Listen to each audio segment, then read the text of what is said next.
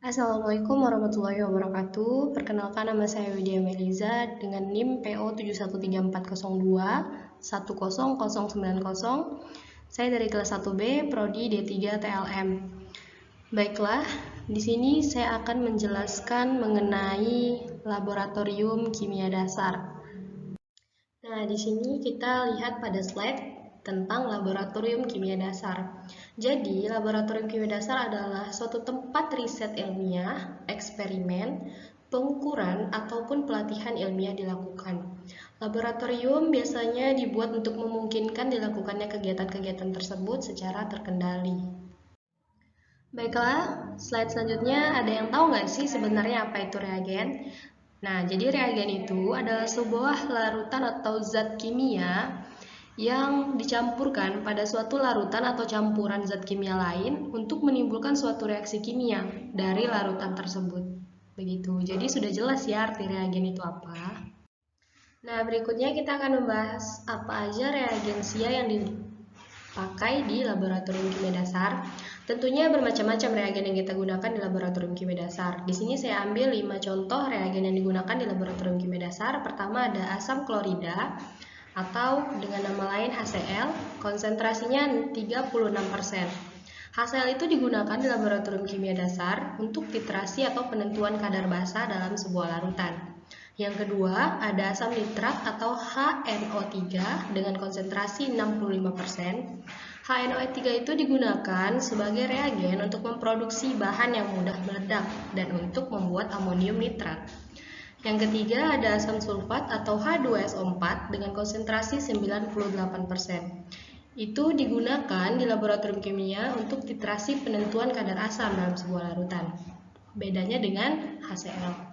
Kemudian yang keempat ada amonia atau NH3 dengan konsentrasi 25%. Digunakan sebagai salah satu reagen di laboratorium untuk bahan pembuatan amonium klorida. Kemudian yang terakhir ada etanol atau C2H5HO dengan konsentrasi 95%, digunakan sebagai pelarut berbagai bahan-bahan kimia yang ditujukan untuk konsumsi dan kegunaan manusia. Jadi itulah tadi 5 contoh reagensia yang digunakan di laboratorium kimia dasar. Selanjutnya kita akan membahas media apa saja sih yang digunakan di laboratorium kimia dasar. Tentunya media yang digunakan di laboratorium kimia dasar itu berbeda dengan media yang digunakan di laboratorium lainnya. Di sini saya mengambil 3 contoh media yang digunakan di laboratorium kimia dasar. Yang pertama ada natrium karbonat atau Na2CO3, digunakan pada proses titrasi atau standarisasi larutan basa. Yang kedua ada asam asetat atau CH3COOH, ini digunakan pada proses titrasi atau standarisasi pada larutan asam. Dan yang terakhir ada aqueous atau H2O, digunakan pada proses pembuatan larutan padat dan juga larutan cair. Begitu. Jadi sudah jelas ya di sini media yang kita gunakan itu berbeda dengan media dari laboratorium lainnya. Kita lanjut slide selanjutnya, pemeriksaan di laboratorium kimia dasar.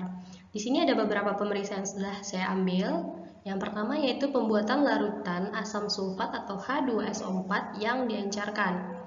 Apa sih kegunaan dari pembuatan larutan ini? Yaitu untuk mengetahui cara pembuatan larutan dalam suatu konsentrasi tertentu sesuai dengan yang diinginkan.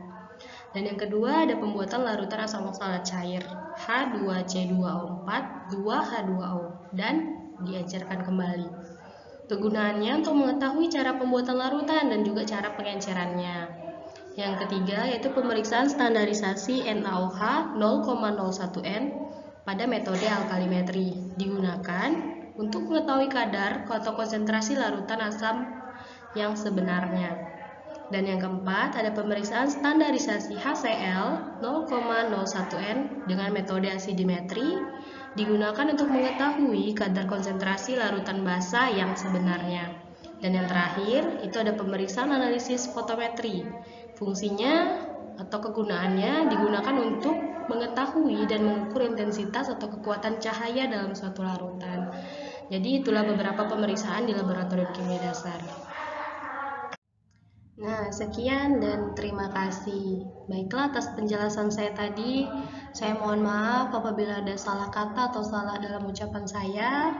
Semoga apa yang saya sampaikan itu bermanfaat untuk teman-teman dan dapat dijadikan sebagai pembelajaran di masa mendatang. Jadi, saya undur diri. Assalamualaikum warahmatullahi wabarakatuh.